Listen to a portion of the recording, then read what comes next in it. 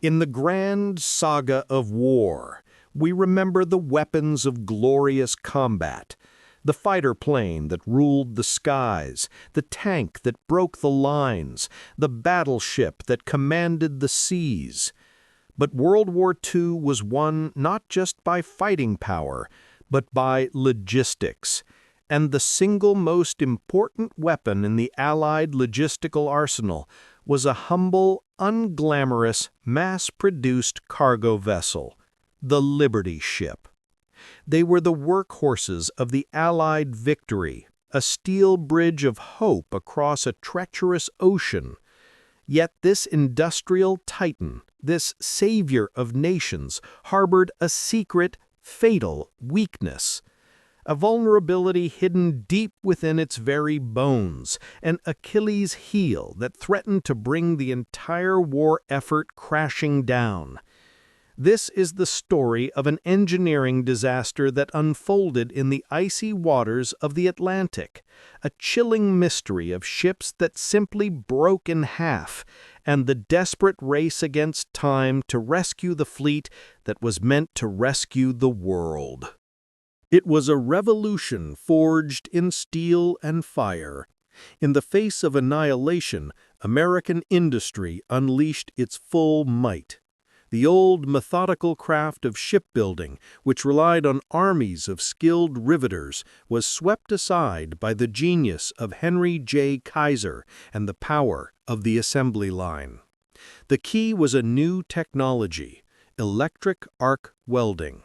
It was faster, stronger, and allowed for a radical new approach. Instead of building a ship piece by piece from the keel up, entire sections were prefabricated across the shipyard and then welded together like massive building blocks. The results were staggering. A process that once took months was now accomplished in weeks. The record set by the SS Robert E. Peary was an unbelievable 4 days from keel laying to launch. More than 2,700 of these vessels were built, a seemingly endless fleet that formed a steel bridge across the Atlantic, delivering a torrent of supplies, over 18 million tons of cargo, to the war fronts in Europe and the Soviet Union. It seemed an invincible weapon of production, a perfect solution to a desperate problem. But no one yet understood the hidden price of this incredible speed. January 16, 1943, Portland, Oregon. The brand-new tanker, the SS Schenectady, sat quietly at the fitting-out dock of the Swan Island shipyard. She was the pride of the yard, the very first ship they had completed. The night was calm, the water still. But the air was cold, the temperature dipping just below freezing to -5 degrees Celsius. Suddenly, without any warning, a sound ripped through the night, a deafening crack that witnesses later compared to a large-caliber gunshot or a clap of thunder. Before the eyes of the horrified dock workers, the 160-meter steel giant began to buckle. A catastrophic fracture tore through the deck and hull at midship, racing across the steel plates like a bolt of lightning. The ship literally snapped in two. There had been no attack, no explosion, no storm. In the placid waters of the harbor, the Schenectady simply broke apart under its own weight. The news sent a shockwave through the highest levels of the Allied command. This wasn't just an industrial accident, it was a strategic nightmare. The Battle of the Atlantic was at its peak. German U-boat wolf packs were savaging Allied convoys, operating with terrifying efficiency. Before the Liberty program, they were sinking ships at a rate of 2-to-1 compared to Allied construction. Admiral Donitz's tonnage war was a simple, brutal equation. Sink them faster than they can be built. The Liberty ships were America's answer to that equation. But now that answer was in doubt. A chilling question echoed in the halls of Washington and London. If a new ship can break apart at a dock in Oregon, what will happen to thousands of such ships fully loaded in the stormy North Atlantic? The primary suspect was immediately identified: welding. This new, unproven technology that had replaced the time-tested method of riveting was now seen as a potential Trojan horse, a hidden defect that could sink the entire Allied war effort from within. In April of 1943, a special board of investigation was formed. America's best minds, leading metallurgists, naval architects, and physicists, were tasked with an urgent mission: find the cause of the failures and develop immediate solutions, all while the ships in question were still sailing into harm's way. They began their work, and almost immediately they encountered a profound paradox. Everyone assumed the problem was poor quality welding, defects like air bubbles and slag left by an inexperienced workforce. But when investigators examined the wreckage, they found that the fatal cracks often started not in the welds, but in solid, flawless steel plates. The welds themselves were frequently stronger than the metal they joined. This discovery changed everything. The investigators began a systematic analysis of every reported crack incident across the entire fleet.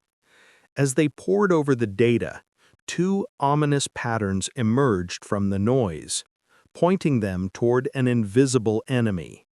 The failures almost always occurred in cold weather, and the cracks almost always originated from the sharp, square corners of the cargo hatches.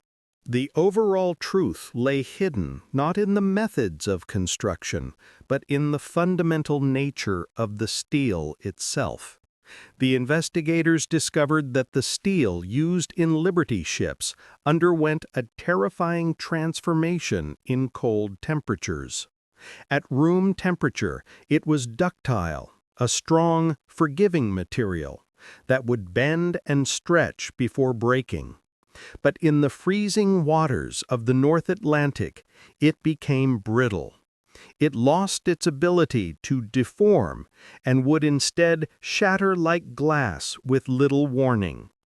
This phenomenon is known as the brittle fracture transition temperature, the precise point where a metal's properties dramatically change. And in the 1940s, this was the frontier of materials science. The problem was made worse by the wartime steel itself. To meet impossible production demands, the steel was often made with higher levels of sulfur and phosphorus. These impurities acted like a poison, dramatically increasing the steel's sensitivity to the cold.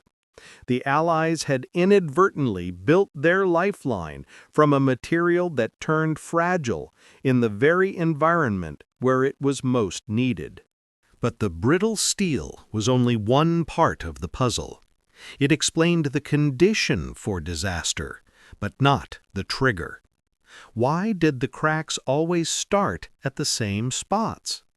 The answer was another fundamental engineering principle: stress concentration. Imagine a ship at sea, constantly flexing as it rides the waves. The hull is stretched and compressed over and over. On a smooth deck, this stress is distributed evenly. But the cargo hatches were giant openings with sharp 90-degree corners, a design flaw inherited from older 19th-century British plans. These square corners acted like magnets for stress. The lines of force flowing through the deck would converge at these single points, concentrating the load by a factor of 10 or more. In ductile steel, this might not have been a problem, but in brittle steel, these high-stress points acted as the perfect triggers, the precise locations where a microscopic crack could form and begin its deadly journey. The full picture of the disaster was now clear. It was a deadly combination: a perfect storm of three factors. First, poor quality steel, high in impurities that made it dangerously brittle in the cold. Second, the low temperatures of the North Atlantic and Arctic convoy routes, which pushed the steel past its breaking point. And third, a fatal design flaw, the square corners on hatches that created intense points of stress, acting as the starting pistol for catastrophic failure. When these three factors combined, the result was almost instantaneous. A microscopic crack born in a high-stress corner of a hatch on a freezing night could propagate through the entire brittle hull at the speed of sound. A 160-meter ship, a vessel carrying the hopes of the free world, could be broken in two in just 4 seconds.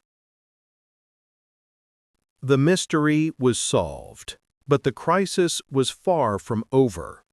In the spring of 1943, as the Battle of the Atlantic reached its most critical phase, hundreds of Liberty ships were at sea, each one a potential ticking time bomb.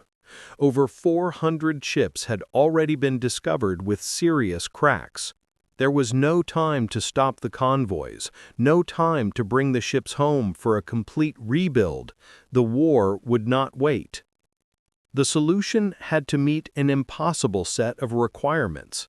It had to be implemented quickly, using inexpensive materials and simple techniques that could be performed by shipyard workers in any Allied port in the world. And most importantly, the ships had to stay in service.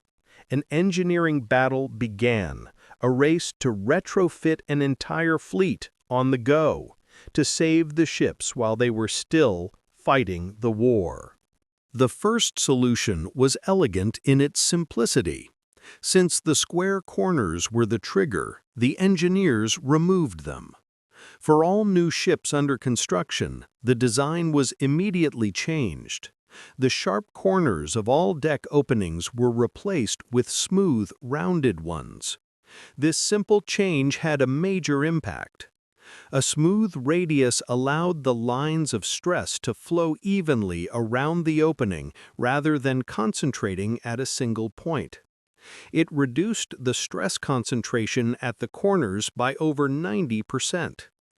For the hundreds of ships already built, retrofit kits were designed. Shipyard workers would cut out the square corners and weld in new smooth rounded steel plates, often reinforcing the area with additional steel. The trigger for the catastrophic failures was effectively removed. But rounding the corners was not enough to guarantee safety for the existing fleet. For them, the engineers devised an ingenious fix that was ironically a step back in time. They decided to reintroduce the principles of riveting to the modern welded hull. They created what were known as crack arrestors. Special teams in Allied ports would use gas torches to make long cuts through the deck and sides of the ships. Then a thick steel strip was laid over the cut and riveted in place. This created an artificial discontinuity. The idea was simple but brilliant. If a brittle fracture did start, it would race across the welded plate, but when it reached the riveted strip, it would stop dead. The riveted joint would absorb and dissipate the energy of the crack. It was a steel seatbelt for the entire ship. The sound of riveting hammers, a sound that welding was supposed to have silenced, echoed once more in the shipyards, a symbol of old wisdom saving new technology. The final solution attacked the problem at its source, the steel itself. The Board of Investigation issued new metallurgical specifications. Steelmakers, who had initially resisted changes due to production pressures, were now ordered to alter the chemical composition of their steel. The amount of carbon, sulfur, and phosphorus, the elements that caused brittleness, was drastically reduced. In their place, the percentage of manganese was increased, which improved the steel's ductility and toughness. The result was a new grade of steel that was far more resilient. Its brittle fracture transition temperature was lowered to below -15 degrees Celsius. This new steel would maintain its life-saving ductility even in the freezing waters of the Arctic. The combination of these three solutions worked. The results were dramatic and immediate. Before the fixes were implemented, 12 Liberty ships had broken completely in half. After the fixes were rolled out across the fleet, the number of catastrophic breakups dropped to 0. Ships still got cracks. The North Atlantic is a brutal environment, but they no longer broke apart. The crack arrestors did their job. A damaged ship could now limp back to port, be repaired, and return to service. The strategic impact was immense. The bridge of ships was preserved. The vital supply lines to Europe were maintained. The tide of the Battle of the Atlantic turned for good, a critical contribution to Allied victory secured not just on the battlefield, but in the laboratories and shipyards back at home. But the story of the Liberty ships doesn't end in 1945. The crisis gave birth to an entirely new field of engineering, fracture mechanics. For the first time, scientists began to seriously study how cracks form, grow, and propagate. They learned to understand the profound effects of temperature on metal properties, and most importantly, they learned how to design damage-tolerant structures. Designed for a 5-year lifespan, just for the war, the Liberty ships proved to be remarkably durable once their fatal flaw was corrected. Today, only 2 remain operational in the entire United States, serving as living history museums: the SS John W. Brown in Baltimore, Maryland, and the SS Jeremiah O'Brien in San Francisco, California. The O'Brien even sailed under its own power to Normandy for the 50th anniversary of D-Day.